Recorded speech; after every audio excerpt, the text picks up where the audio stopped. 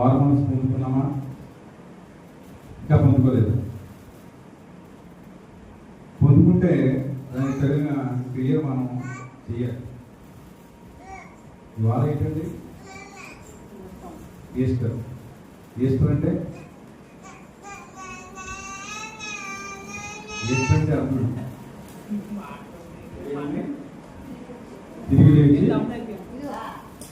తిరిగి లేచిన రోజు. కానీ ఇక్కడ లోకం అంతా ఎలా ఏం చేస్తుందో తెలుసండి. సమాధి జరిగి ఏం చేస్తున్నారు? సమాధి జరిగి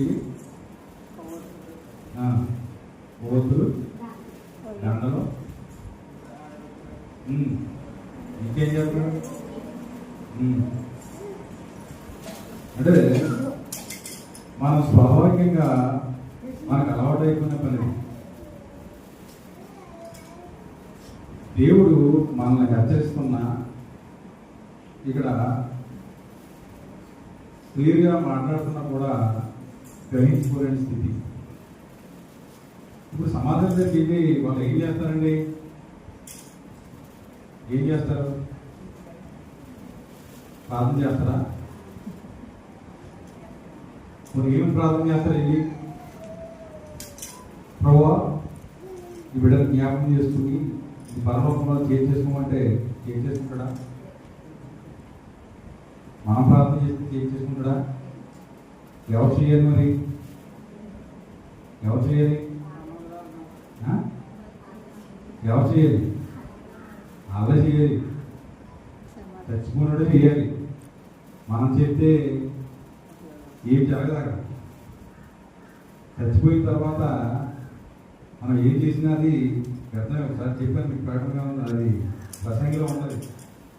మనం ఏం చేసినా మన ఊపిరినంత వరకే మనం ఏమైనా చేయగలం. మనం చనిపోయిన తర్వాత నీకు పాద సమాధి కట్టించిన దేవుడు దాన్ని అంగీకరించడం. ఎందుకంటే నీకు సమయాన్ని ఇచ్చి, వాక్యాన్ని ఇచ్చి, దేవుని సన్నిధిని ఇచ్చి నేర్చుకోమన్నప్పుడు నువ్వు నేర్చుకోకుండా నిద్రించిన తర్వాత మనం దానిలో దేనిలోనూ ఇంకా పౌరభూములు ఉండవు. ఆ సమయాన్ని దేవుడు ఎందుకు ఇస్తాడంటే నేర్చుకున్న దాన్ని బట్టి మనం గ్రహించుకుని దాని మీద మనము మన బ్రతుకుని సరి చేసుకుని ఆయన కొరకు జీవిస్తామని ఈ సమయాన్ని మనకి ఇస్తాడు. కానీ మనకి లోపం ఉన్నదంతా మనకే కావాలి. ఇప్పుడు అక్కడికి వెళ్ళి పోగం చేసి కోవతలు వెలిగిస్తున్నారు. అది ఏమంటారు? దాన్ని విగ్రహాలు. మరి విగ్రహాలు దేవుడికి వ్యతిరేకం కదా. ఎందుకు చేస్తున్నాము? అప్పుడు దీపం పెడితేనేమో అది మూర్ఖత్వం. మనం క్యాండిల్ వెలిగిస్తే క్యాండిల్ దీపం కదా, దీపం కదండి క్యాండిల్. అవసరం పూలు దండ వేస్తే అది విగ్రహారాధన. మరి నామ ఇస్తే అది విగ్రహారాధన. అసలు నాకు విషయం అర్థం కాదు. సమాధి దగ్గర శిలువ ఎందుకు పెడతారండి? సమాధి దగ్గర శిలువ ఎందుకు పెడతారు? ఎవరు పెట్టమన్నారు? యేసు ప్రభు పెట్టమన్నాడా? పోనీ వాళ్ళు ఏమన్నా యేసు ప్రభుని శిలువ వేసినప్పుడు, అదే సమాధి చేసినప్పుడు ఆ శిలువ తెచ్చి యేసు ప్రభు దగ్గర పెట్టారా? పెట్టారండి. యేసు ప్రభు ఏం చేశారంటే వాళ్ళు శిలువ వేసిన తర్వాత శిలువ నుంచి దింపి సమాధిలో పెట్టారు. మన సమాధిలో వెళ్ళిన తర్వాత మనం శిలువ పెట్టుకుంటే ఇప్పుడు మనం బ్రతుకున్నంతసేపు ఆయన శిలువ మోయకుండా, మనం బ్రతుకున్నంతసేపు ఆయన మాట వినకుండా, మనం బ్రతుకున్నంతసేపు ఆయన యొక్క మాటను తృణీకరించి మన మాటను లక్ష్య పెట్టకుండా చనిపోయిన తర్వాత శిలువ పెట్టుకుని అక్కడ పెట్టుకుంటే ఏంటి ప్రయోజనం? ఏంటండి ప్రయోజనం? అలాగే ఎవరెట్టాలంటే శిలువ కూడా ఎవరంటారు? చెప్పండి, మీకు ఏం నేర్చుకుంటారండి? ఎవరంటారు? ఎవరు కట్టాలి? పెద్ద కొడుకు కట్టాలి. అంతేనా? ఎందుకని? నలుగురు ఎవరు పెట్టాలి?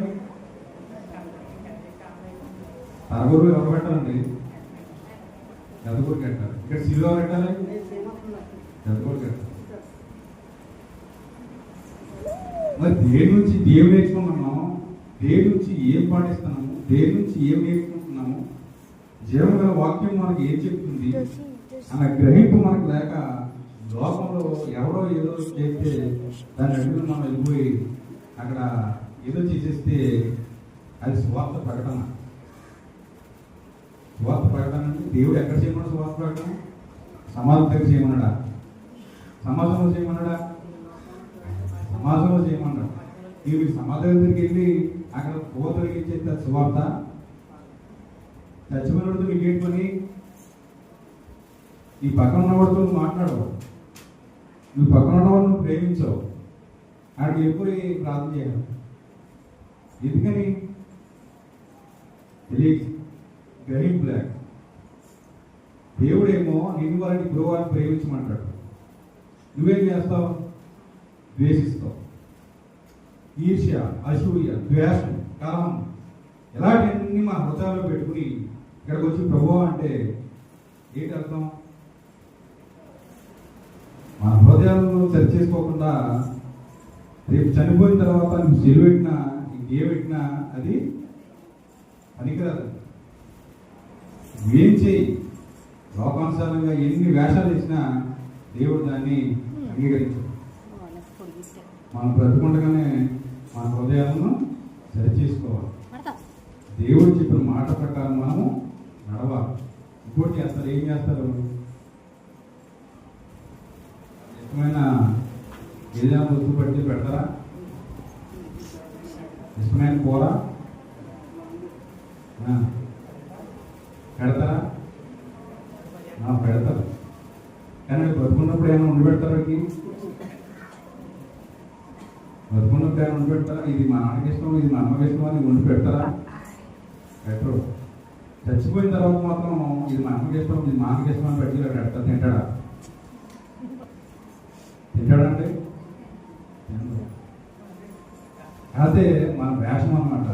లోకాన్ని మెప్పించడానికి, లోకంలో ఏదో పొందుకోవడానికి, లోకంలో ఏదో ఘనత ఏదో చాలా ఇదిగా ఉన్నాడని చెప్పుకోవడానికి తప్ప అది ఇందుకు పనికిరాదు. దేవుడి ముందు మనం నిలబడినప్పుడు దేవుడు మనం ప్రతిదీ ప్రశ్నిస్తాడు, మీరు ఎందుకు చేసావు ఇది అని. కానీ మనం చెప్పడానికి ఆ రోజు మనకి అవకాశం ఉండదు, మనం చెప్పడానికి మన దగ్గర సమాధానము ఉండదు. అందుకనే దేవుడు అసలు మనం దేని నమ్మలో ఒక మాట చూస్తుంది బయట నుంచి, మృతుల పునరుత్థానం గురించి ద్వారా 2 కొరింథీ 15 3 2 కొరింథీ 15 3 నాకు ఇయ్యబడిన ఉపదేశము మొదట మీకు అప్పగించి అదేమనగా లేఖనముల ప్రకారము క్రీస్తు మన పాపముల నిమిత్తము